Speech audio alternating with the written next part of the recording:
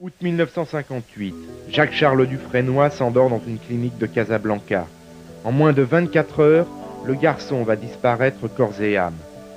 L'opération ou la rectification, insiste toujours Coccinelle, sera très douloureuse. Mais elle se souvient des premiers mots perçus à son réveil. « Bonjour, mademoiselle ». Cette fois, c'en est bel et bien terminé. Les contrats vont se multiplier, mais paradoxalement, Coccinelle ne joue plus la comédie.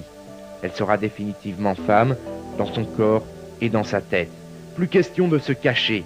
Elle se souvient alors de ses premières planches au début des années 50 rue des Martyrs. Elle était revêtue d'un paréo et portait une couronne de fleurs. Les travestis étaient interdits, on parlait à l'époque de transformistes. Désormais, Coccinelle ne se cache plus, au contraire elle s'exhibe et clame son identité. Elle aime être vue et reconnue.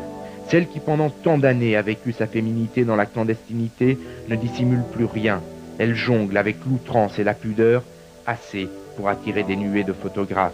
À Cannes, elle pose et remporte autant de succès que les starlettes. Au restaurant, où elle entre toujours en compagnie d'une autre star, elle fait 2 ou 3 fois le tour de la salle avant de s'asseoir. Elle veut être la plus belle. Le Carrousel, l'Olympia, l'Alcazar, le music-hall tout entier lui déroule le tapis rouge. Elle déambule dans les soirées aux côtés d'Eddie Barclay, de Fernandel, d'Edith Piaf ou de Bob Hope. Marlène Dietrich s'en fait une amie et Bruno Cocatrix lui montre même une revue, Chercher la femme. C'est vrai que j'aime la campagne. Mon rêve, c'est de vivre à la campagne. J'ai vécu avec mon deuxième mari à côté de Montfort-l'Amaury. Entre Montfort-l'Amaury et Neauphle-le-Château, où vivait l'ayatollah Khomeini, et Dana Durbin, une grande star américaine qui avait fait beaucoup de films musicaux. Je vivais là et ça a été ma période la plus heureuse. J'étais loin de Paris tout en étant le soir chez Régine et tout ça, dans la nuit. Oui, je rêvais devant les boîtes de camembert. Cette vache qui était dans cette prairie dans la Normandie, c'est tellement joli que tout le long du chemin entre Paris et Dreux, en train avec mes parents, les week-ends, j'ouvrais des yeux écarquillés. Il n'y avait pas l'autoroute, il n'y avait pas tous ces encombrements de maintenant. C'était quand même des paysages assez nature. La nature était plus respectée qu'à l'heure actuelle. Il n'y avait pas toutes ces pancartes avec des publicités qu'on voit maintenant partout. Et quand j'arrivais chez mon oncle, tout de suite, je courais dans le jardin. D'abord, j'étais jamais dans la maison, j'étais tout le temps dans la campagne. J'étais dans la maison quand il pleuvait à torrent. Tout le monde fermait les fenêtres. Moi, j'ouvrais la fenêtre pour sentir cette odeur de la terre qui montait après la pluie. Vous avez dû connaître ça quand même à la campagne, c'est extraordinaire. Les Parisiens n'apprécient pas ça. Et pour moi, c'est quelques minutes passées ici, même si c'est pas encore l'été, le beau temps et tout. Je respire, je vis, je suis loin des paillettes, des plumes, des strass. Bien, mon avenir immédiat, il y a plein de projets. Il y a la Thaïlande pour un mois ou 2. Ensuite, il y a le Japon pour 6 mois. Paris devait y avoir un disque, une comédie musicale qui a été reportée, tout ça pour la faute du golf. Tous les financiers, les sponsors, comme l'on dit maintenant, ont tout retardé. C'est donc remis après la tournée du Japon. Peut-être un jour, je rencontrerai un prince charmant qui aime les sorcières, bien aimé.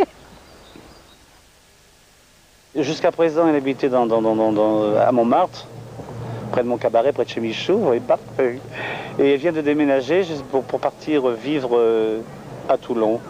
Et j'espère qu'elle sera très heureuse, parce qu'elle mérite. Comme elle n'a jamais été, elle était trop honnête dans sa vie, jamais été vicieuse, jamais. Et c'est une grande star où tout vraiment, je vais vous dire, mais ça c'est entre nous. Tous les hommes les plus célèbres ont été à ses pieds. On lui avait pourtant promis, mais depuis bientôt 2 ans maintenant, Coccinelle attend toujours le texte des chansons, la chorégraphie des revues, rien n'est venu. Elle ne vit plus à Paris, elle réside à Toulon. Exit les escaliers de Montmartre, les pavés du quartier Saint-Jean. De temps en temps, aujourd'hui, elle se promène sur le port. Je suis arrivée à Toulon le fin juillet, début août. C'est une ville merveilleuse. C'est pas grand, c'est ça qui est bien. On a l'impression d'être dans une petite ville de province, c'est fabuleux. On est bien, les gens sont gentils. Non, je m'ennuie pas à Toulon.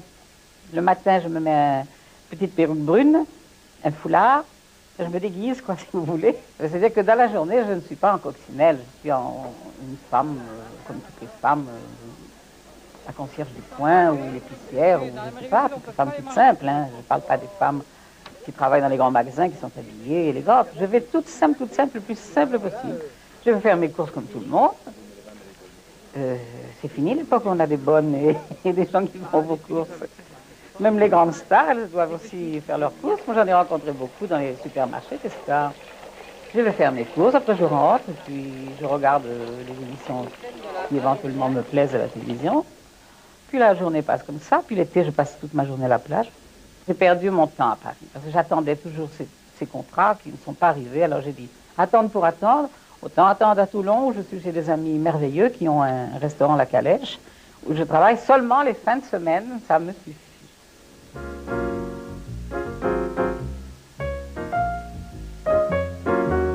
Après l'intervention, Coccinelle rêvait de retrouver la scène et les planches. Les strass, les paillettes, les salles bondées, le public émerveillé. Coccinelle chante encore aujourd'hui. Tous les samedis soirs, on la voit emprunter la rue Corneille à Toulon, juste derrière l'opéra. Oh bien sûr, elle ne prend pas l'entrée des artistes. La scène se trouve de l'autre côté de la rue, derrière les cuisines d'un petit restaurant toulonnais. Oui, et toi, alors c'est complet? Plein. Ah, c'est comme d'habitude. Comme d'habitude. Alors je vais me faire un ravalement, faites belle.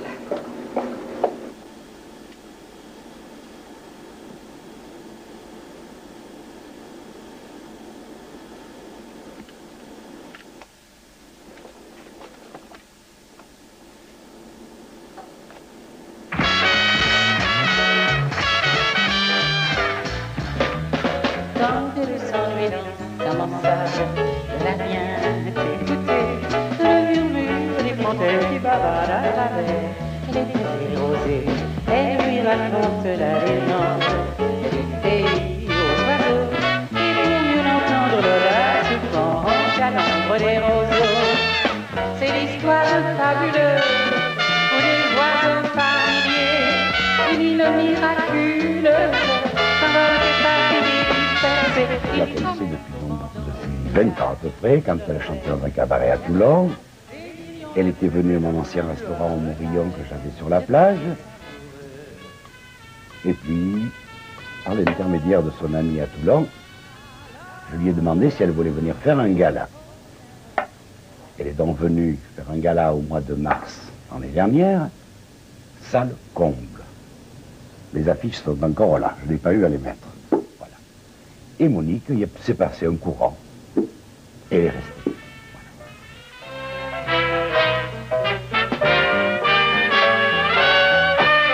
Ça va, tout va, ça va, si bien.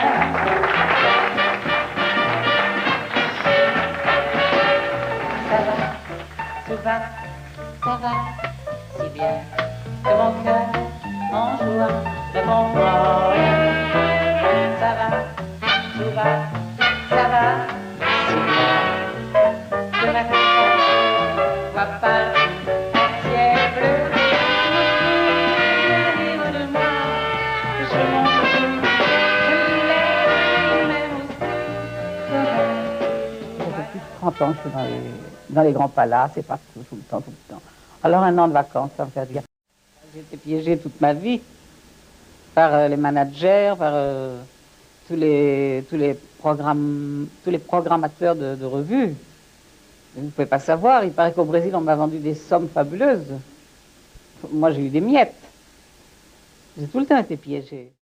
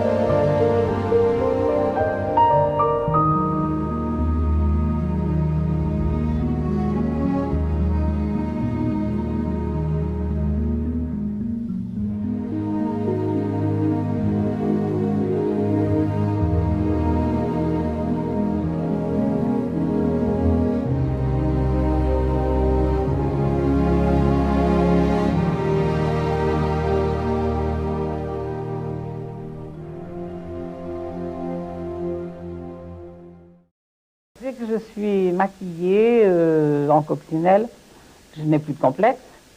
Je suis plus la même.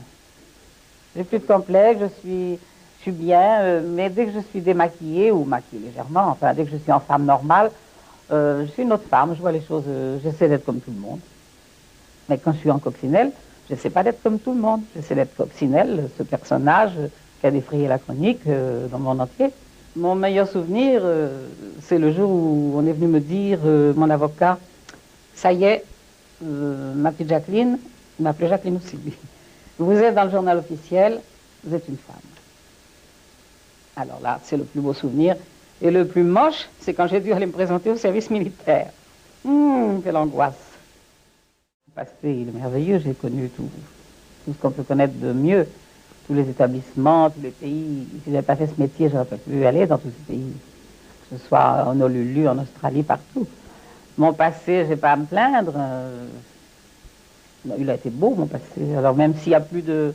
Même si mon présent et mon futur n'est pas pareil, j'ai quand même eu une vie fabuleuse. Il n'y a pas d'autre mot. Je me trouve très bien comme je suis. Je ne veux pas essayer d'imiter quelqu'un. Maintenant, ce sont les autres qui m'imitent, vous voyez. Comme les choses changent. Vous avez des noms? Oh, ben, il y en a pas mal partout. Par exemple, chez Michou ou dans les boîtes, elles font toutes cette chanson que j'ai créée à l'Olympia, Chercher la femme. Elles m'imitent. Avec je suis pas morte encore. Ce qui me ferait pas plaisir, par exemple, c'est si j'allais au Festival de Cannes et qu'aucun photographe se précipite sur moi. Alors là, ce serait le coup de grâce. Là. C'est fini pour moi. Je dirais, ça y est, c'est fini. La coccinelle, elle est morte, elle est balayée, on n'en parle plus. Mais comme jusqu'à présent, ça marche toujours, ça me fait plaisir. Mais je voudrais pas vivre complètement dans l'anonymat, non. Un petit peu de coccinellade, quand même. Coccinelle ne désespère pas. Elle remontera peut-être un jour sur les planches, mais qu'importe après tout. Tant pis pour les pièges et les voyeurs, quand on lui dit bonjour, madame, elle sait que son vœu le plus cher a été exaucé et que jamais il ne sera remis en question.